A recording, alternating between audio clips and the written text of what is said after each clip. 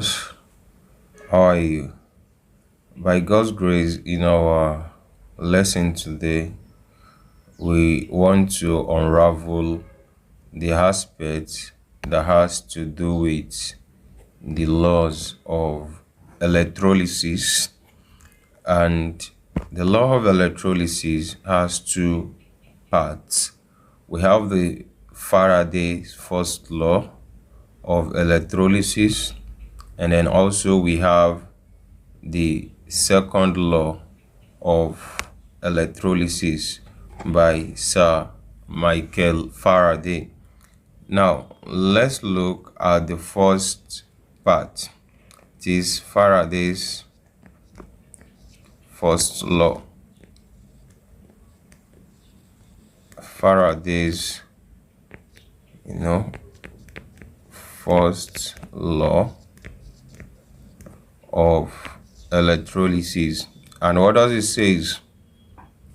It says the mass of substance deposited during electrolysis is directly proportional to the quantity of electricity passing through the electrolyte.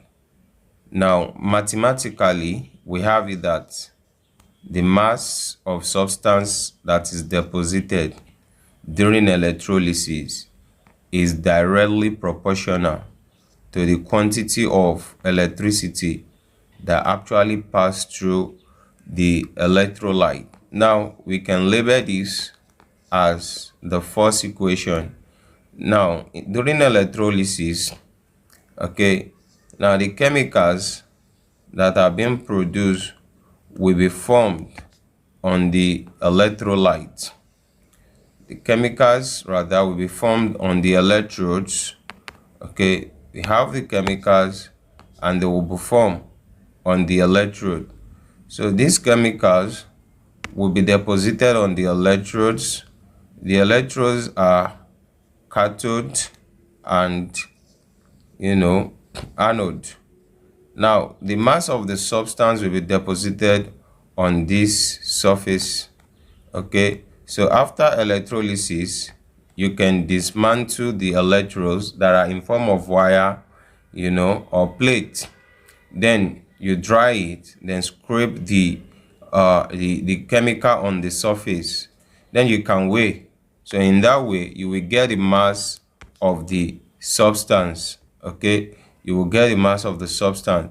And mind you, you don't forget that you will pass electricity into this electrolyte.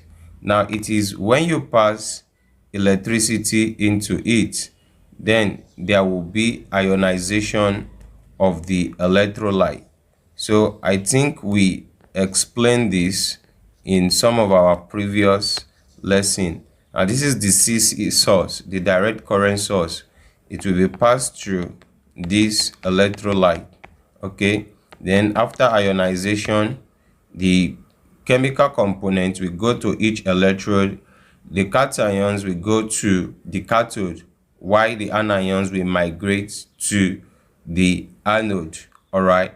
So from equation 1, we have that the mass of the substance that is deposited on the electrode during electrolysis is directly proportional to the charge on the ion. This is the mathematical statement. All right. So then from that equation 1 in physics, we learn that charge is equal to IT. Right. Now equation 1 can therefore, before we substitute the mass equal to IT, when we put a constant of proportionality to equation 1, we will have that mass is equal to Z, Q. So M is the mass, in gram, and Q is the, charge in coulombs, while Z is a constant known as the electrochemical equivalent. Right. Z is the electrochemical equivalent, which is a constant. Now, since we know that Q is equal to IT, then we can substitute IT for Q in this equation, which is equation 2. Now, when we substitute Q equal to IT here, then equation 2 will therefore become M equal to ZIT, okay, to make it the third equation, right, for Faraday's law of electrolysis. So I happens to be the current in ampere, and T is the time in seconds. T is the time in seconds. Now, when we make the electrochemical equivalent the subject, when we rearrange, then Z will be equal to M divided by IT, right? We divide both sides by current and time, that is I and T. So we have the, the fourth equation for the first law of electrolysis. Now, in a situation whereby we have different quantities, we are given, two masses, two current, and, time, and we asked to find one, in a relative questions. Now, we can modify this equation. This is a constant, right? So we can modify this equation by saying that M1 all over I1 T1 equal to M2 all over I2 and then T2, depending on the nature of the question. So you may be asked to find any of the variable. You might be asked to find M2 or I2 or T2 or Ty, wherever. Okay, so you just need to note that, and this is the fifth equation. So you can use any of the equation depending on the nature of the question, Now, we quickly move to the graphical analysis of Faraday's first law of electrolysis. Graphical analysis. Now, when we plot a graph of, mass against charge, or charge against mass, we're going to have a straight line graph. We would have a straight line graph because as the mass of the substance increases, then the charge will also be increased. Okay, so we're going to have a straight line graph. Now, when we plot mass, probably we perform different experiments like 4. Then we plot mass against charge, or charge against mass.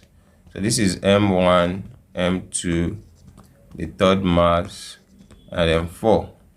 And this is Q1, Q2, Q3, and then Q4. So here we plot quantity of electricity in coulombs, and here we plot mass in gram.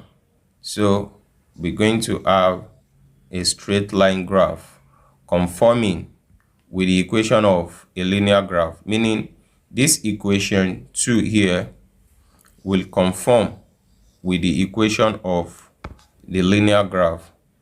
An equation of a linear graph is y equals mx plus c.